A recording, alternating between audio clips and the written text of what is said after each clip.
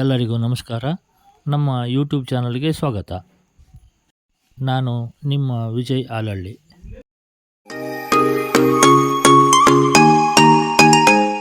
ಈ ವಿಡಿಯೋದಲ್ಲಿ ನಾವು ಬೋಡೋ ದ್ರಾವಣವನ್ನು ಹೇಗೆ ಸಿದ್ಧಪಡಿಸಬೇಕು ಅಂತ ಹೇಳ್ಕೊಡ್ತಾ ಇದ್ದೇವೆ.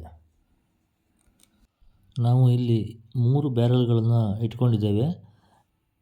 100 ಲೀಟ್ರಿನ 2 ಬ್ಯಾರಲ್ಗಳು ಹಾಗೂ ಒಂದು 200 ಲೀಟ್ರಿನ 1 ಬ್ಯಾರಲ್ ಇಟ್ಕೊಂಡಿದ್ದೇವೆ.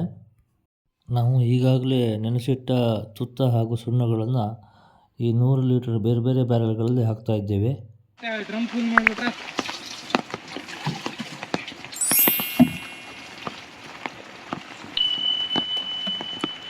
ನಾವು ಒಂದು ಸಮ ಅನುಪಾತದಲ್ಲಿ ಬೋಡೋ ದ್ರಾವಣವನ್ನು ತಯಾರು ಮಾಡ್ತೇವೆ.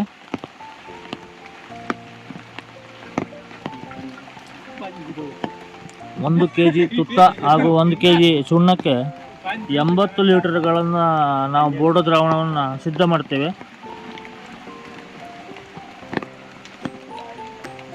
ಅದು ಸರಿಯಾದ ಕ್ರಮ ಅಲ್ಲ ಅಂತಾರೆ ಕೆಲವರು. ವೈಜ್ಞಾನಿಕವಾಗಿ 100 ಲೀಟ್ರ್ ಮಾಡಬೇಕು ಅಂತಾರೆ. ನಮ್ಮಲ್ಲಿ ಮಳೆ ಜಾಸ್ತಿ ಇರೋದ್ರಿಂದ ನಾವು 80 ಲೀಟ್ರನ್ನ ಮಾಡ್ತೇವೆ. ಟೈಮ್ ಲೈಫ್ ಜಾಸ್ತಿ ಬರಬೇಕು ಅಂತ ಅದಕ್ಕೆ.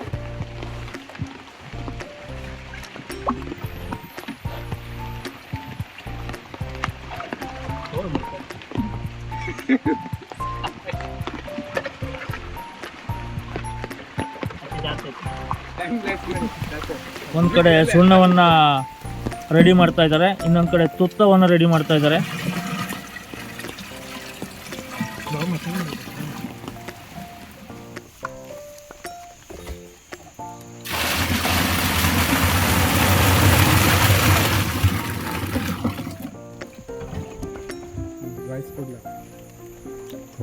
ಇನ್ನೊಂದು ಅಡಾಗಲಿ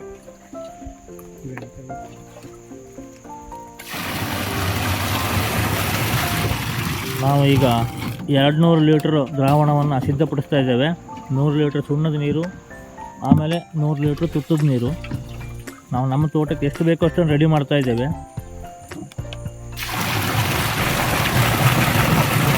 ಹೀಗೆ ಮಿಕ್ಸ್ ಮಾಡೋದ್ರಿಂದ ಔಷಧಿಯ ಪ್ರಮಾಣ ಸರಿಯಾಗಿ ಬರ್ತದೆ. ಆಮೇಲೆ ಅದರ ವ್ಯಾಲಿಡಿಟಿ ಅಂದರೆ ಲೈಫ್ ಜಾಸ್ತಿ ಸಿಗ್ತದೆ ಅನ್ನೋದೊಂದು ನಂಬಿಕೆ ಇದೆ. ಅದೇ ರೀತಿ ನಾವು ಮಾಡ್ತಾಯಿದ್ದೀವಿ.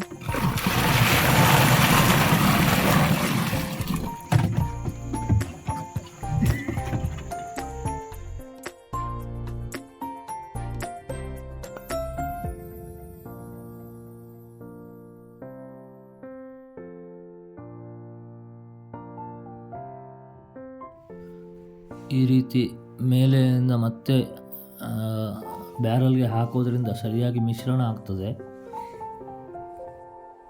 ಈ ರೀತಿ ಮಿಶ್ರಣವಾಗಿದ್ದ ದ್ರಾವಣವನ್ನು 4 ಗಂಟೆ ಒಳಗಡೆ ಅದನ್ನು ಸ್ಪ್ರೇ ಮಾಡಬೇಕು. ಒಳ್ಳೆಯ ರಿಸಲ್ಟ್ ಸಿಗ್ತದೆ. ಜಾಸ್ತಿ ಟೈಮ್ ಆದರೆ ಅದು ಹುಳಿ ಬರುವ ಸಾಧ್ಯತೆಗಳು ಜಾಸ್ತಿ ಇರ್ತದೆ. ಬೋಡೋ ದ್ರಾವಣವನ್ನು ತಯಾರಿಸುವ ಸರಳ ವಿಧಾನವನ್ನು ನಾವು ಇವತ್ತು ನಿಮಗೆ ತೋರಿಸ್ಕೊಟ್ಟಿದ್ದೇವೆ. ನಮ್ಮ ಚಾನಲನ್ನು ಸಬ್ಸ್ಕ್ರೈಬ್ ಮಾಡಿ. ಈ ವಿಡಿಯೋ ಇಷ್ಟ ಆದಲ್ಲಿ ಲೈಕ್ ಮಾಡಿ, ಶೇರ್ ಮಾಡಿ. ಮತ್ತೆ ಇನ್ನೊಂದು ವಿಡಿಯೋದೊಂದಿಗೆ ಮತ್ತೆ ಬರ್ತೇವೆ. ಧನ್ಯವಾದಗಳು.